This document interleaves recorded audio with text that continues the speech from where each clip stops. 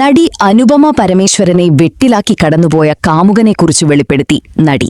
2 വർഷത്തോളം തന്റെ ജീവിതത്തെ തകർത്ത് മാനസികമായും ശാരീരികമായും ദുരുപയോഗിച്ചെന്ന നടിയുടെ വെളിപ്പെടുത്തലിൽ ഞെട്ടിത്തരിച്ചിരിക്കുകയാണ് സിനിമാലോകം. ആ കാമുകന്റെ പേരു പറഞ്ഞില്ലെങ്കിലും തമിഴ് സൂപ്പർ താരം വിക്രമിന്റെ അന്യൻ സിനിമയുടെ റെഫറൻസ് എടുത്തിട്ടതോടെ കാര്യങ്ങൾ എളുപ്പത്തിലായി. അതോടെ ചിലനേരം അമ്പിയായും റമോയായും അന്യനായും സ്വഭാവം മാറുന്ന ആ കാമുകൻ ആരായിരുന്നുവെന്ന് ആർക്കും പിടികിട്ടും. ബൈസൺ കാളമാടൻ എന്ന ചിത്രത്തിൽ അനുപമയുടെ നായകനായി എത്തിയ ധ്രുവ് വിക്രമാണ് നമ്പാൻ കൊള്ളാത്ത ആ കാമുകനെന്നാണ് ആരാധകർ പറയുന്നത്. ആ ചിത്രത്തിന്റെ ഷൂട്ടിംഗ് വേളയിൽ തന്നെ അനുപമയും ധ്രുവ് വിക്രമുമായി പ്രണയത്തിലാണെന്ന ഗോസിപ്പുകൾ വന്നിരുന്നു. എന്നാൽ അന്ന് ഇരുവരും അതിൽ പ്രതികരിച്ചില്ല. പിന്നീട് അനുപമയുടേതും ധ്രുവിന്റേതും എന്ന തരത്തിൽ ഒരു ചുംബന ഫോട്ടോകളും വൈറലായിരുന്നു. ഒരു തെന്നിന്ത്യൻ സൂപ്പർ താര കുടുംബത്തിലേക്ക് മലയാളി താരം അനുപമയുടെ കടന്നുവരവ് ആരാധകരും ഏറ്റെടുത്തു. എന്നാൽ ആ ബന്ധം പൂർണ്ണമായും തകർന്നുവെന്നാണ് നടിയുടെ വെളിപ്പെടുത്തൽ തെളിയിക്കുന്നത്.